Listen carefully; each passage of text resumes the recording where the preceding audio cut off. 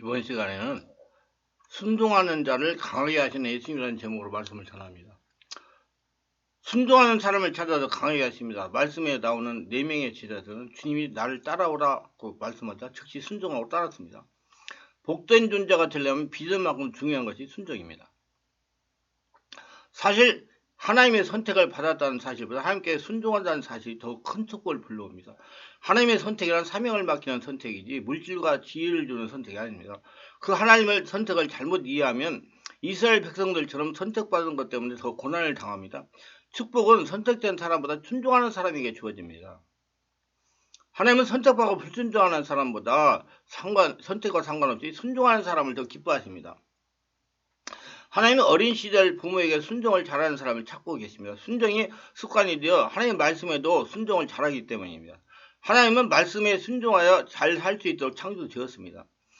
말씀은 비행기의 항로와 같습니다. 아무리 큰 비전을 가지고 솟아올라도 말씀에서 이탈하면 언제 충돌할지 언제 미사일에 맞을지 모르는 불안한 인생이 됩니다. 하나님 말씀대로 살아야 결국 비전도 이룰 수가 있습니다.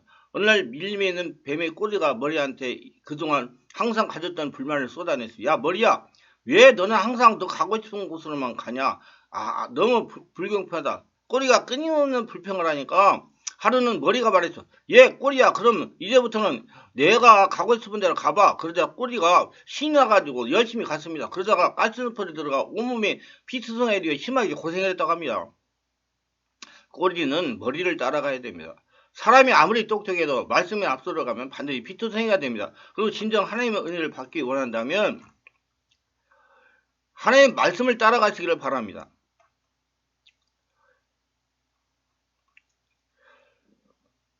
하나님 말씀 따라가지 않으면 언제 문제가 생길지 모릅니다. 그리고 말씀대로 살라고 하세요. 가끔 억울하고 속상한 일을 당하는 사람이 용서하기 싫을 때가 있습니다. 그러나 그때도 하나님이 용서하라고 말씀하셨습니다. 그 말씀을 순종할 때 하나님은 문제를 해결하게 되게 하시고 더 큰 축복으로 함께 해 주실 겁니다. 특별히 순종할 때도 말씀에 나오는 제자들처럼 즉각 순종해야 됩니다. 토론 위에 순종하는 것은 순종이 아니고 변명하고 순종하는 것도 순종이 아니고 한참 지체하다가 순종하는 것도 참된 순종이 아닙니다. 하나님 감동을 주시면 그것은 하나님의 우리를 어떤 일로 부르셨을 것입니다. 그 일에 즉각적으로 기쁘게 순종해야 됩니다.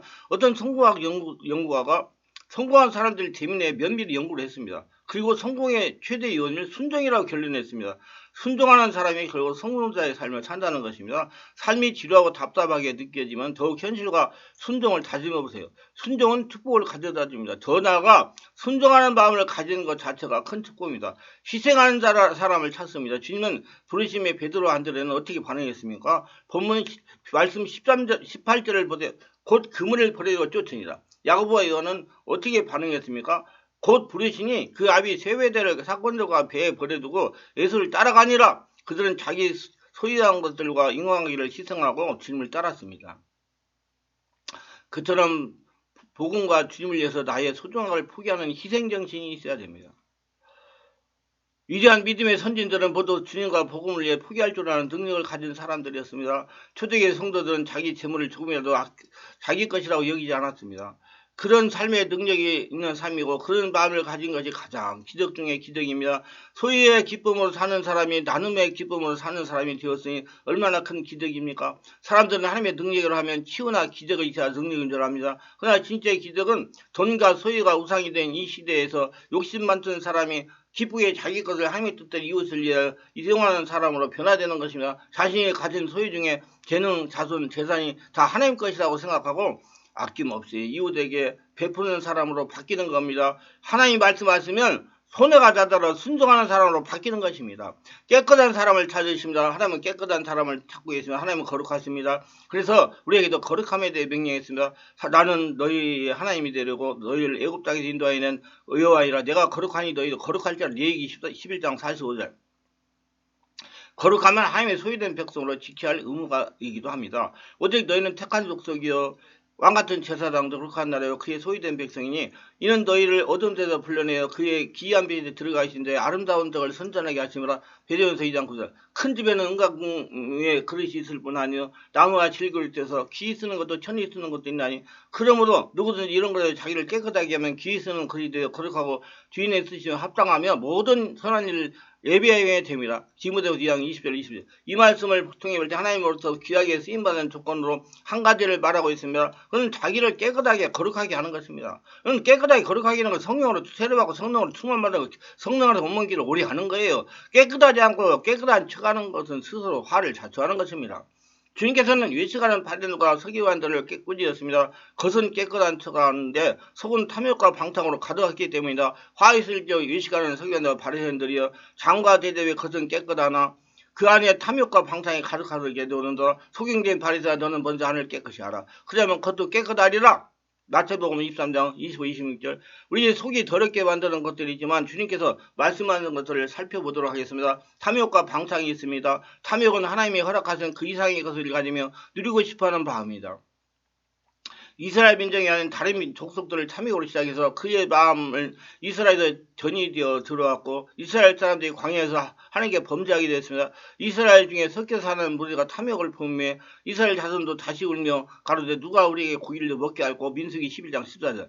탐욕이 하나님을 위한다는 명분으로 기독교 지도자에게 나타나기도 합니다. 그들에게는 성도들도 섬김받고 싶은 마음과 존경받고 싶어하는 명예와 자랑하고 싶은 사역이 탐욕이 될 수가 있습니다. 악한 생각, 살인, 간음, 음란, 도둑질, 거짓 증거, 해방 등등 살인과 간음에 대해서는 마태복음 5장이 잘 기록되어 있습니다. 모든 일은 하나님이 자신을 통해서 하시는 것입니다. 내가 하는 것이 아니고 내 안에 주인이신 하나님이 저를 통해서 하신단 말입니다. 저는 절대 내가 했다가 아니라 하나님이 하셨다. 모든 영광을 하나님께 돌려야 됩니다. 여러분 모든 영광을 하나님께 돌리는 사람들이 되어야 됩니다. 그래서 우리는 마음이 중요합니다. 머리 지킬 만한 것보다 마음을 지켜라. 생명이 그저 이해합니다. 잠언서 4장 23절. 다니엘과 세 친구들은 느부갓네살 왕에게 전쟁의 포로로 잡혀갔습니다. 그러나 다니엘과 세 친구들은 왕의 짐이와 포도주로 자기를 더럽히지 않겠다고 결정을 합니다. 그들에게는 거룩함에 대한 소망이 있었습니다. 그래서 하나님께서는 그들을 귀하게 사용하셨습니다. 잡혀간 사람들이 그 네 사람만 있었던 것은 아닙니다.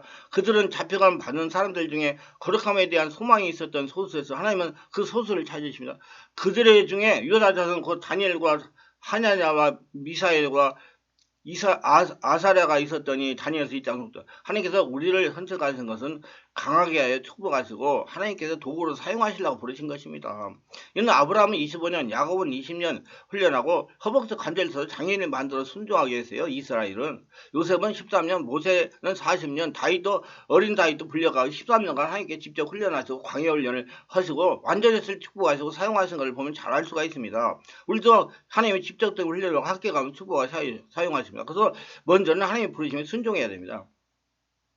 부르심에 순종하면 하나님께 책임을 지십니다. 아브라함은 하나님의 부름을 받고 그 믿음을 따라 움직였습니다. 하나님의 약속과 지시를 믿음으로 받아 그에 따라 행동했습니다. 아브라함의 가장 유명한 순종의 사례 중 하나는 그의 아들 이삭을 제단을 바치라 할 때 그때 사건이었습니다. 하나님이 그에게 이삭을 산으로 데려가서 번제로 바치라고 명령했을 때 아브라함은 주님의 명령에 순종했습니다. 아브라함의 순종은 하나님께서 그를 의롭다고 하심을 이루었습니다. 아브라함의 믿음과 순종은 우리에게 하나님의 뜻을 따르고 믿음마다 행동하는 중요한 것을 가르쳐 줍니다. 아브라함의 믿음과 순종은 우리에게 하나님과 관계에서 신뢰와 순종의 중요성을 알려주시는 예시입니다. 우리도 순종하며 살면 아브라함 같은 축복을 받는다는 걸 그렇게 증표로 보여주신 거라는 겁니다. 아브라함의 사례는 우리가 하나님의 뜻을 따르고 믿음으로 행동할 때 하나님의 축복과 인정을 받게 될 수 있음을 보여줍니다. 성경에서 믿음을 통해 의롭다고 함을 받을 수 있다고 강조합니다. 예를 들어 로마서 3장 22절에서는 믿음 발매하 예수 그리스도 안에 있는 모든 사람이 의롭다함을 얻으니라 말합니다. 또한 갈라디아 3장 10절 아브라함이 하나님을 믿으니 그에게 의로운 것으로 여기심을 입느니라고 말하고 있습니다. 하나님의 명령에 순종하여 그 뜻대로 따르는 행위는 의롭다고 함을 받을 수 있는 중요한 방법입니다. 계속해서 믿음은 오직 하나님에 대한 신뢰와 확신입니다. 그는 예수를 통해 하나님의 계획과 약속을 이해하고 받아들이는 것을 의미합니다. 믿음은 우리의 삶의 중심에 있어야 되며 이는 하나님의 존재와 성품, 그리스도의 역사 및 구원 계획을 믿음으로 받아들이는 것을 의미합니다. 진정한 믿음은 행동으로 동반해야 됩니다. 순종해야 된다는 얘기예요. 이는 믿음이 삶에 영향을 주며 우리의 행동과 선택에 영향을 미친다는 것을 의미합니다. 예를 들어 우리의 믿음이 우리의 행동과 윤곽을 짓고 우리의 가치와 선들을 지배합니다. 믿음과 행동은 서로 떼어낼 수 있는 요소가 아닙니다. 떼어낼 수 없는 요소예요. 믿음이 진정한 것이라면 그것은 반드시 행동으로 나타나야 됩니다. 순종해야 된대요. 이를 통해 믿음이 실용적이고 실제적인 삶의 변화를 이끌어내는 도움이 됩니다. 믿음은 행동을 자극하고 행동은 믿음을 확신합니다.